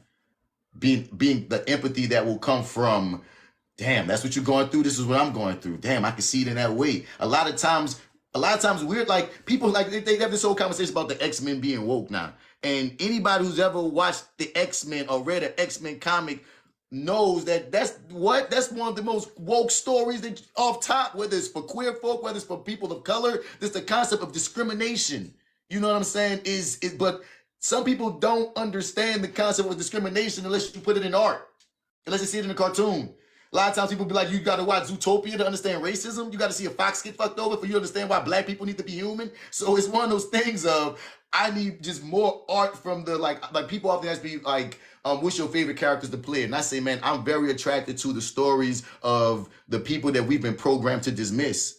You know what I mean? Because those are the people that we need to be paying attention to the most. So Yeah. art from anybody from those realms will save lives, because if you're just a privileged folk that's just looking at life from these rosy glasses, you will miss so much that's going on. Your life already good. You ain't even thinking about anything beyond it. So I can't give a specific performance because context matters and everyone has different needs to open their minds up. You know what I'm saying? But I will say, from the foundation, from the root, we need more voices from the oppressed, from the minority. You know what I mean? From the little guy, from the underdog, from the people that need to be saved. I mean, that need it, that need the empathy and such, and that could come in a myriad of ways. No, absolutely. BPG, I see you. We do a one-on-one conversation until we get through our questions, and then if there's time, we bring up guests to ask questions and discuss as well. So I see you. I just wanted to let you know that, and if there's time, I'll definitely bring you up in a few moments. You hit on so many topics. Oh my gosh, so much of it is timing, right? Like for me, like I can say "Bamboozle" because by Spike Lee, because "Bamboozle" hit me at a time when I was in my younger 20s, and it was just like, oh my gosh. And it hit so Ooh, many that different things that were going on movie. in that moment. But if you Hey, were in pause those for one moments, second. Pause for 1 second. I yeah, haven't seen this movie yet, but they saying that American Fiction hit in a very similar way as Bamboozled. Have you seen American Fiction I yet? haven't seen it yet either. I got to go see it. Okay, we both need to see that movie and Yeah, come back and talk, apparently. But yeah, keep yeah. going, bro. Keep going. No, absolutely. Requiem for a Dream. Oh my gosh! After I saw Requiem for a Dream, there was no chance for me ever doing any hard drugs ever because that movie was so traumatic. But it all is about timing. Like, Wait, pause. I want you to hold that thought too, right quick. But yeah. then, okay, Bamboozled, that saved your life in the way of what? What that made you think about? as an artist because it Artist. was yeah. And you said the second one was Requiem Requiem for a for a Dream. Dream. That made you against drugs. Right. See what I'm saying? So those are two different ways your life was saved. And then like there might be some relationship movie. I don't know, Eternal Sunshine for the Spotless Mind or That's Brown my Sugar favorite that you movie. might see something in those joints that save you in the matter when it comes to like love or Yeah. relationships. You know what I'm saying? So that's what I'm saying. That there's so many facets to being human that when you ask that question, I'm like, well, it depends on what's your sickness. You know what I mean? So I can tell you Right. what medicine to take. You hear me? Right. But keep Right. going. Exactly. Lovely, lovely. All right. The so last question, if I can get to it. So, but let the world dream otherwise. So, for this talk, I purposely avoided kind of the race concept of it because I wanted to talk about masculinity. But I do feel Paul Lawrence Dunbar was specifically talking about the racial experience of blacks in America, and I didn't want to leave that out. Like, what do you think about the poem looking through its historical racial lens? And do you think it is still necessary or convenient for us to wear the mask in 2024? Um, See, when you ask that question, I have my natural rebellious nature side, and then I have my okay, I gotta look at this in a more general sense side. And this is why I say that. I'm naturally very much against respectability politics because when you ask that question, that's the Yeah. first thing that comes to my mind is the idea of respectability politics. That I got to be nicer to the white folks, and I have to code switch no matter what. And I have to, you know what I mean, make sure that we look like some good black folks for these white people that's looking at us and stuff like that. That is really, or that we have to wear suits or else we will not be respected. You know what I mean? Right. But so it's like my natural order is fuck all that, be you. And if you are naturally the suit wearing motherfucker, that's fine. But like like even as a teacher, bro, man, my students love me, I guess, and like I think I'll be weird to other teachers, but like I talk to them normal. Like I don't put on any, and I guess I get to get away with this because I'm an art teacher, but Yeah. like slang, and I talk to these kids like I talk to anybody else on the street. Mr. Martin is just Mr. Martin. You feel me? And it's because a lot of times, especially since I'm teaching a lot of like black boys and such, a lot of times I want you to see that because they be all be like, you remind me of one of my uncles, Mr. Martin. Like, I mean, I want you to see that like you can still be successful and you can still like be whatever you want to be because they also see me on TV and stuff and they be like, oh my goodness, Mr. Martin. Like, yeah, you can be you, talk how you want to talk, be how you want to be, still be respectful. But being respectful don't mean I got to be caught into being respectable for them to be comfortable. You feel me? So when that comes to mind, that's my heart and that's how I am. But I do know context also matters, right? So like let's say that you're really in a life or death situation. Like it's fascinating to me. Have you ever looked at a census of different cities and their population based on race? Mm. Yeah, sometimes. Some towns and cities literally have 0.1% black people in them. And I can only imagine what it's like for you if you're like one of five people in a 500 person town that's black and how you need to survive and the tools that you need to put on to be able to live. You hear me? See, I can talk my shit in a big black city like New Orleans, but if you live in one of those spots where you have to wear that mask, it's life or death, Yeah. then I can't earnestly tell you to what to do. You got to do what you got to do to survive. So somebody comment said I have to move. Yeah. Facts though, facts though. You hear me? So it's like I like my natural way about that because again, even when he wrote this poem, it was at a different time. You dig? And Right. a lot of that what he was writing about, like we were in life or death times. We had to wear these masks or else. You feel me? So it's one of those things of I know how I wish things would be. I know how I wish things should be, but I also know how things are. So so it depends upon the circumstances and the individual and what's at stake, I should say. But No, I I, think generally speaking, for black people, I want us to live in a world that we're just authentically who we are. If you speak very quote unquote properly, as they say, I hate that term, but if you speak phonetically correct or whatever the fuck, be yeah. you. If you don't, be you. And we can still be respected as such. You hear me? Like there was always this thing about Southern people are stupid because we don't speak the way up north people speak, and they got all these things going on. Like I hate all that, man. So yeah. No, the poem is "We Wear the Mask" by Paul Laurence Dunbar. That's what we're. Asa said, "I don't dissemble well." Yeah, that's right, baby. That's my wife, BT Dub. Shout out. I so there's black excellence, right, and there's black bare minimum, and I think a lot of times we have to navigate both of those because I shouldn't have to prove my humanity to the world by striving for black excellence. That shouldn't be the reason. But there's nothing wrong with black excellence and black bare minimum too. Like Wait, it, pause. I have a better way to put that first part. yeah, You shouldn't have to, like you said, you shouldn't have to prove yourself by trying to ascribe to black excellence, but yeah, there's nothing wrong with being excellent. right, Feel me? exactly. And so it's like, how do you want to develop as a human being? That will lead you to learning new words and expanding your vocabulary and finding different ways to express yourself. When it's a mechanism for survival, that mask becomes a prison.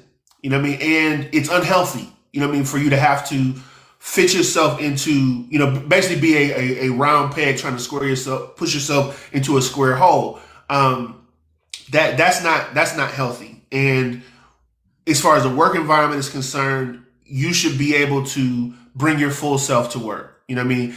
If I'm, in a member of the LGBTQIA community, I shouldn't have to pretend to be straight in order to have a job or have a profession. You know what I mean? If I'm trans, I shouldn't have to pretend to not be trans in order to have a job or have a profession. If I'm black, I should be able to celebrate my ethnicity in a meaningful way at work and not have to worry about whether I'm going to be judged as ignorant or things of that nature. And at the same time, when you're looking at going back to black bare minimum, I think you should always challenge yourself if that's what you want to do. Like for me, I can't live a life that's unchallenged, or better yet, the unexamined life. Right? I'm not an advocate for the unexamined life. So Ooh, that's a bar. yeah, so I'm not going to be an advocate for black bare minimum, though I see white bare minimum and male bare minimum all the time. You know what I mean? I don't want that type of life for myself anyway. But I think that when you're starting to when the goal is full human expression and being in accomplishing your purpose and not just capitalism, then the bare minimum goes away. Because that's really what capitalism creates: bare minimum activity when you have a racial or some type of demographic advantage. It makes sense for me to do the bare minimum and make the most money. Exert the least amount of effort, get the maximum return, because that's what capitalism encourages. But if that's not the way I want to live, I just want to fully express myself, I want to live my passion, then of course I'm going to strive for excellence for me, not to justify my humanity or things of that nature. Unfortunately, I do think it's like you said, context matters. Context is queen.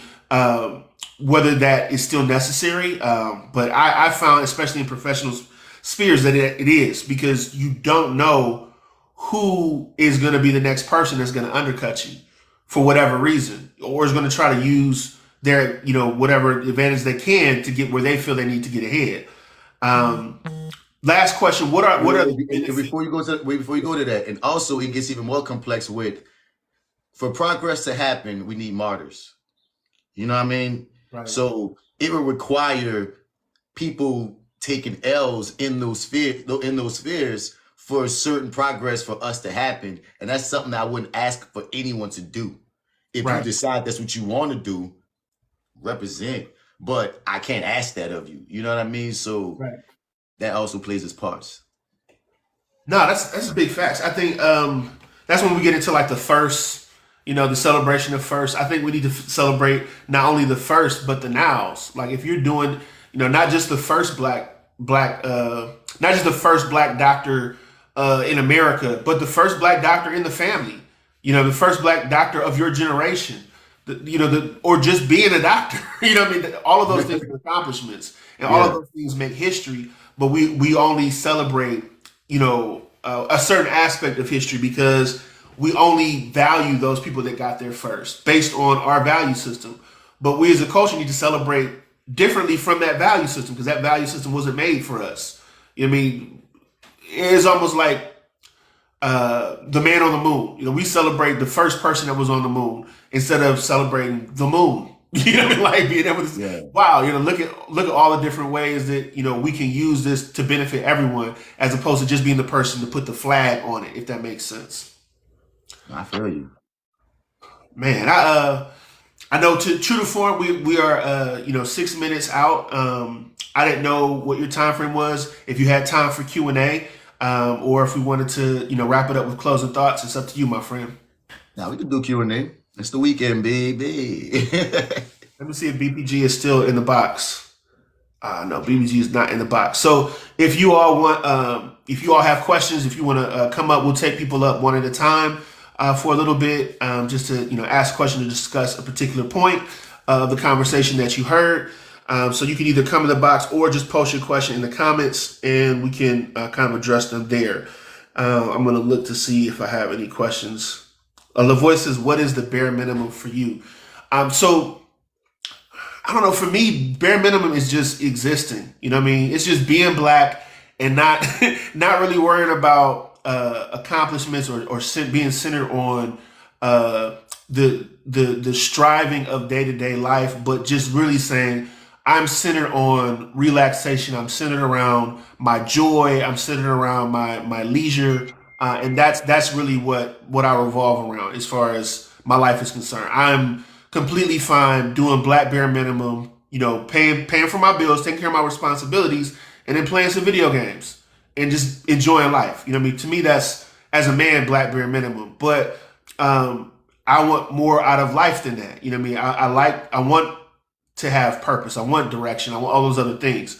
So that, for me, that's black bare minimum. Black bare minimum is being able to be successful and be mediocre, or to have a livable existence and be mediocre, as opposed to, in order for me to justify why I should be alive, I have to now be this excellent person who never makes a mistake and it works twice as hard to get half as much and all these other things. So that's what I mean by, and I saw that conversation. It's been about a year now, where it was like black bare minimum was a big thing on TikTok. And then you also had black excellence, which has been a constant in our community for a while. And I always found that dichotomy interesting. That I ain't gotta do nothing but stay black and die mindset is the bare minimum.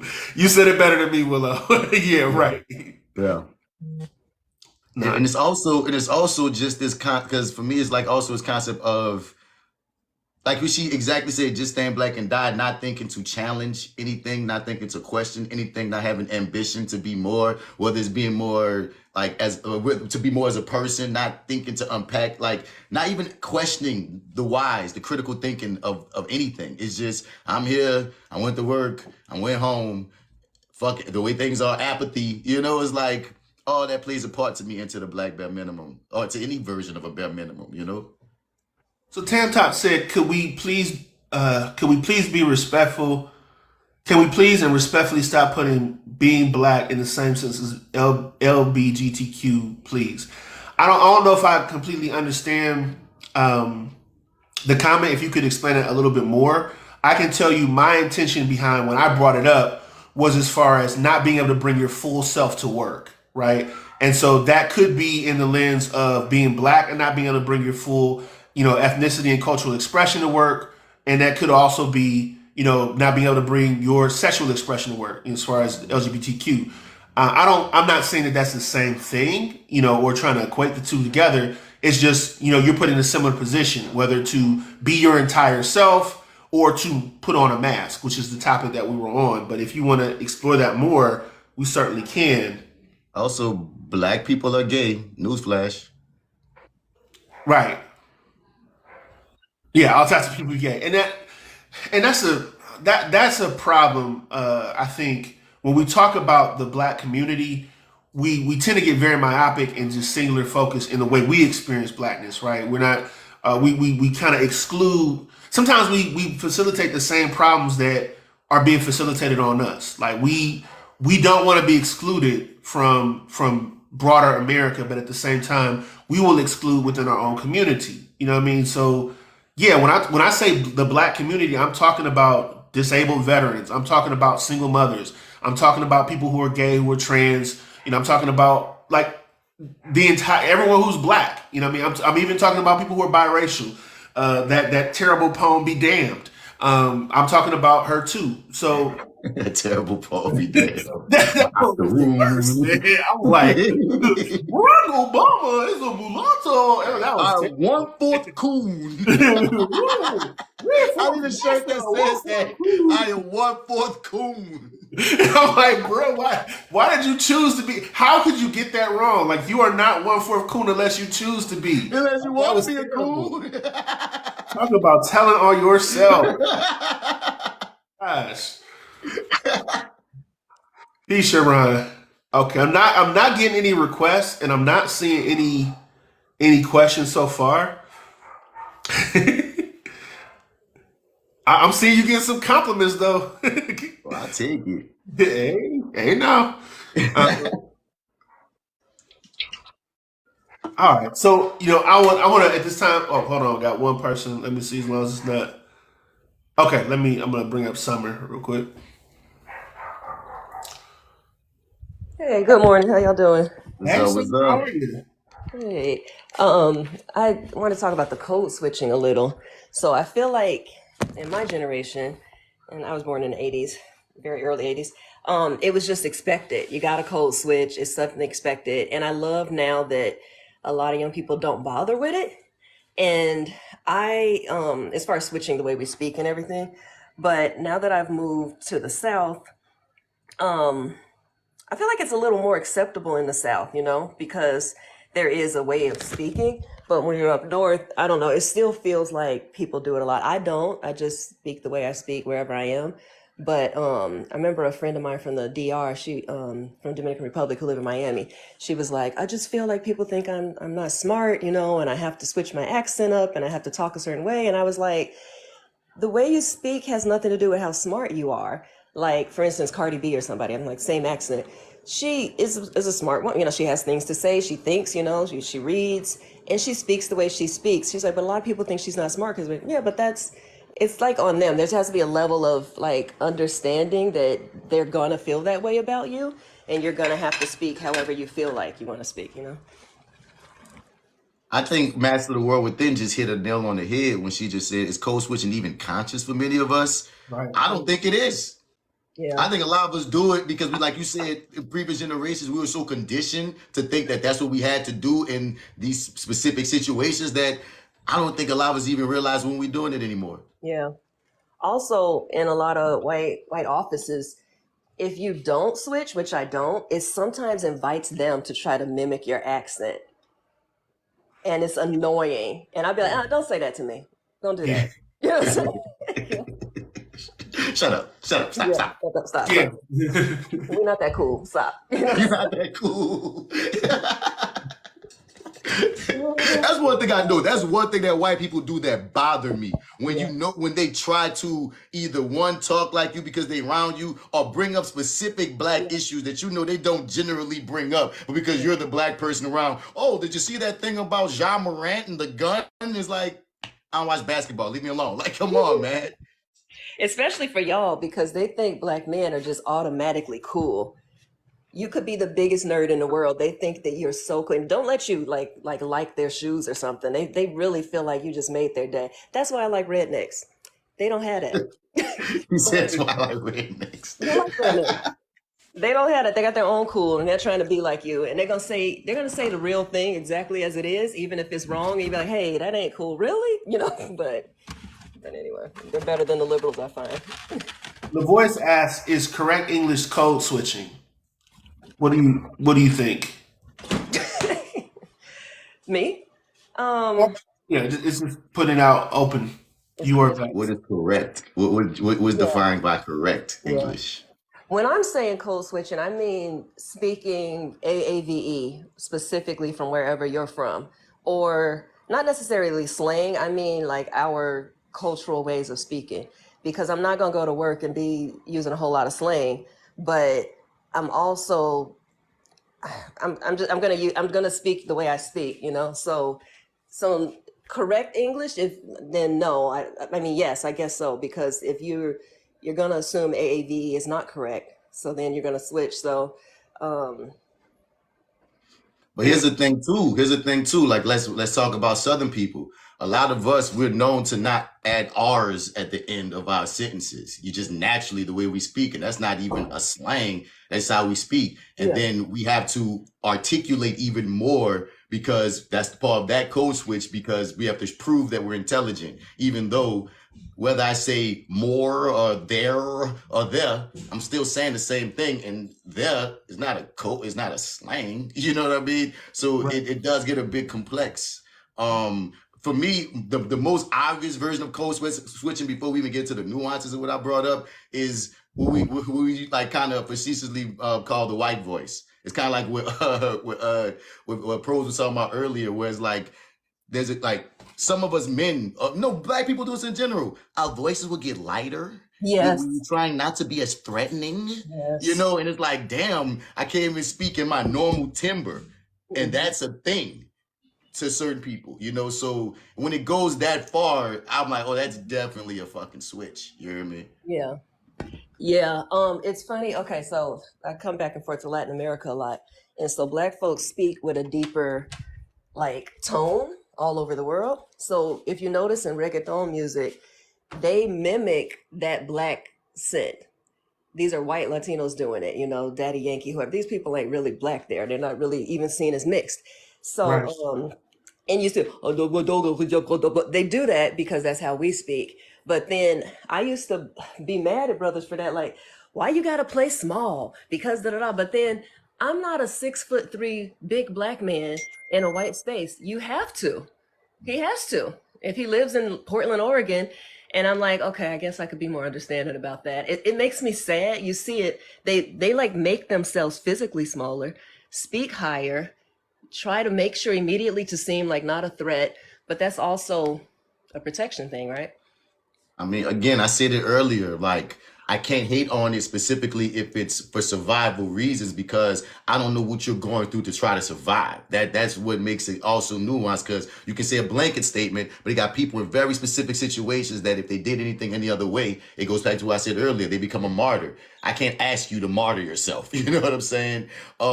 Someone said that can also be induced by continuous proximity to whiteness. We mimic what we hear. I think it's a difference between if you naturally talk like that because you was raised like around a bunch of white people and that's how you talk versus you talk like how I talk, normal, like how this is my normal way. But then when I go to work, hey guys, how you doing?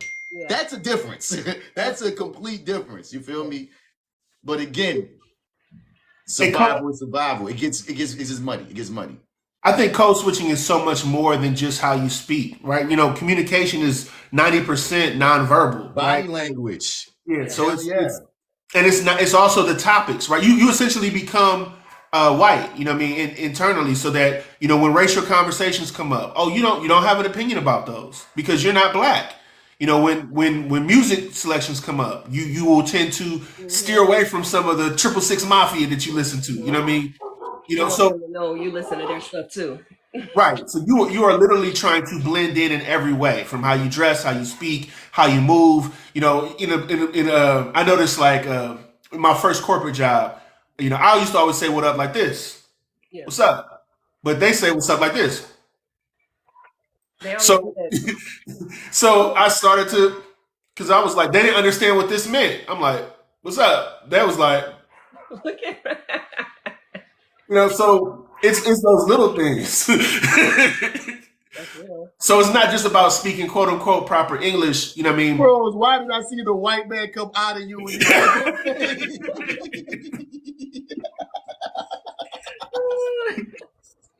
I'm dead.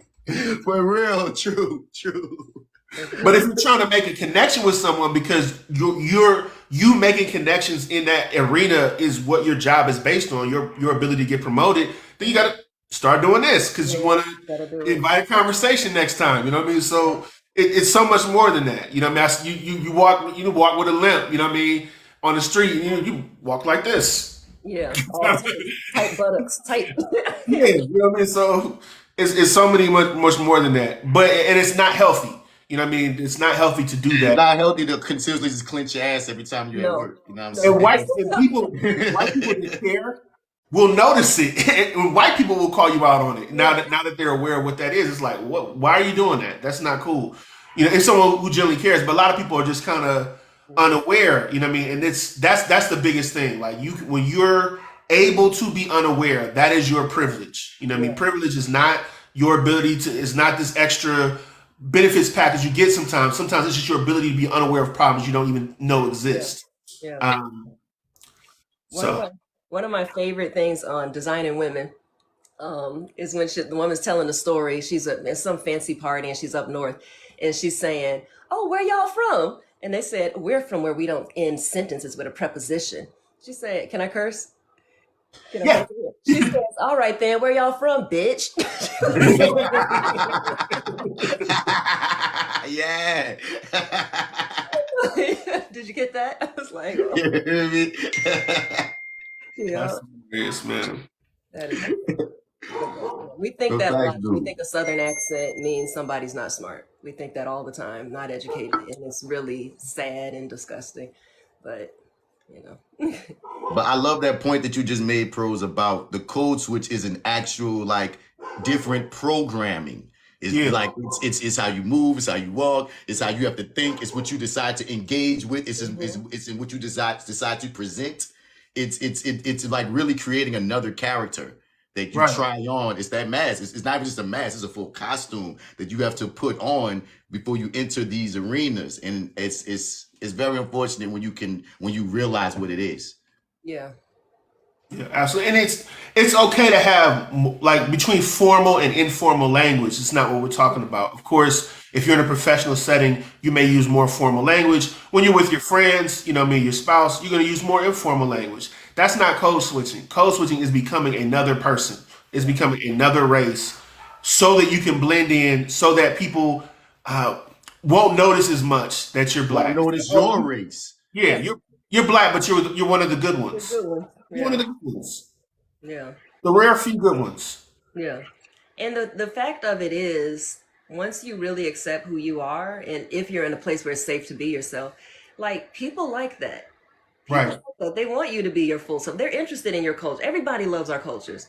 Everybody. It makes cool. It's what they aspire to. And it really all of United States American culture, most of our cultural things come from black people or African anyway. So, you Yeah. know. Yeah.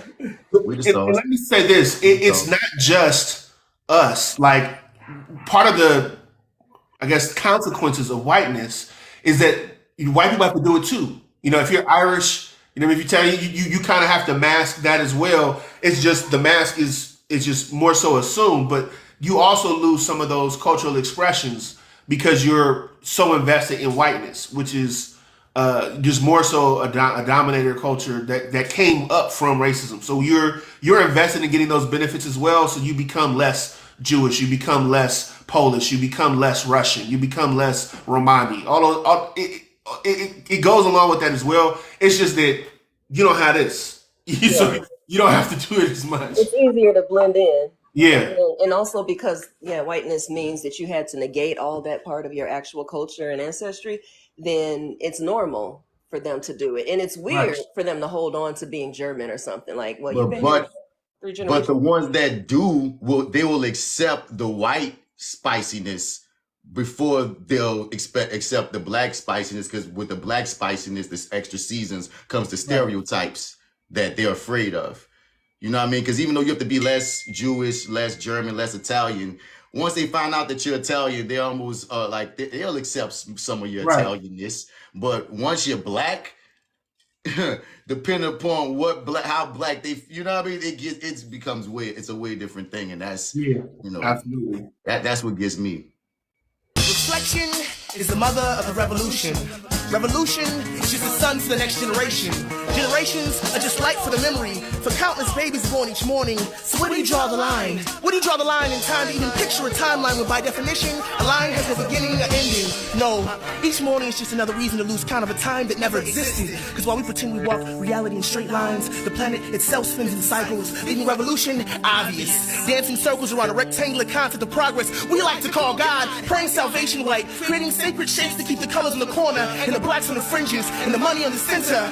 Building a pyramid of interest that keeps its inventors walking through life like it's a shadow of death, when it's really just a shadow of death, cast by skyscrapers that keep success held high, like a candle in the sky, reflecting the sunshine, providing just enough false light to keep the peasants and hoodlums scrambling to the breadcrumbs, left to keep the righteous backsliding to the semi-line to hell. And I'm wondering why revolution is a four-letter word, yet the way people profanely spell it, like it's filler, like it's offensive, like it's anything else than just another word, rusting on a shelf of good intentions, like love, love life, life free. This is what they taught me and told me was tangible. A few years after I learned that I was black and what black really means, before I took a pencil in my hand for the first time and tried to sketch America, or at least what I thought it could be. I took my own blank sheet of this country, my own little city of being, my own little city of influence, and I thought that if I could just sketch blackness correctly, if I could just make the color walk in sharp lines and complex shades, if I could just express how beautifully black and white could coexist on paper, all the could haves and would haves and should haves would start to amount to shit, and intentions would accumulate into what I did, and what I have, and what has happened, but what I found was that the world wasn't framed in black and white, and no matter how hard I tried, I couldn't describe like love, love life, life free, with those means, only two-dimensional streams of pain and history that keep repeating themselves in current events, because composing a revolution is like trying to draw an ocean that can show which way the water flows. Yeah, the tide is going out, but the waves are still coming in and around and at you, and they're not staying in the shorelines, they're crashing right on top of your neighborhood, and the riptide is dragging children out of their schools, and fathers out of their families, and mothers out of their minds, and you can see them trying to tread water, straining just to stream, with their lungs half-filled, drowning from the very same substance every other person in America is drinking and enjoying at this very same moment right now. Freedom. Or at least, what they thought it would be. And so I traded my pencil in for a paintbrush and left revolution for things like truth and meaning and understanding and cooperation, things that could make freedom more safe. And I thought that if I could just color my canvas in such a way that it explained diversity vivid and depicted democracy real, even pictured peace profitable, that the people, all the people they would look, all the people they would listen, and the people they would live, and stop killing each other over colors and shapes and sizes and dimensions, like love, love life, life free, like me, capturing every color that I see in the aerosol can trapped behind my teeth, trying to spray paint dreams faster than the wind can take them from me, watching as they vaporize before my very eyes, before they barely leave my lips, before the wall can ever wear my thoughts or receive my gifts, because America does not exist. It isn't real. This new world has always been here and yet never tangible. Told like those fairy tales my teacher told me a few years before I learned I was black. What black really means. Like love, love life, life free. Like this country with no lines, in the hand of a president that doesn't know how to draw, scribbling a sketchbook so soaked in blood, the pages disintegrating every time pen meets paper. So they bleached it on the whites that was originally woven white anyway, and let borders die until the colors went off the corners, put in concentration camps. And the blacks went off the fringes, placed in penitentiaries. And the money, oh no, let's not forget about the money. It's put back in the center, and everything is right wing, no matter left or the left extreme, or whatever. As long as it flies and blends to a sky so covered in clouds, population can't see it.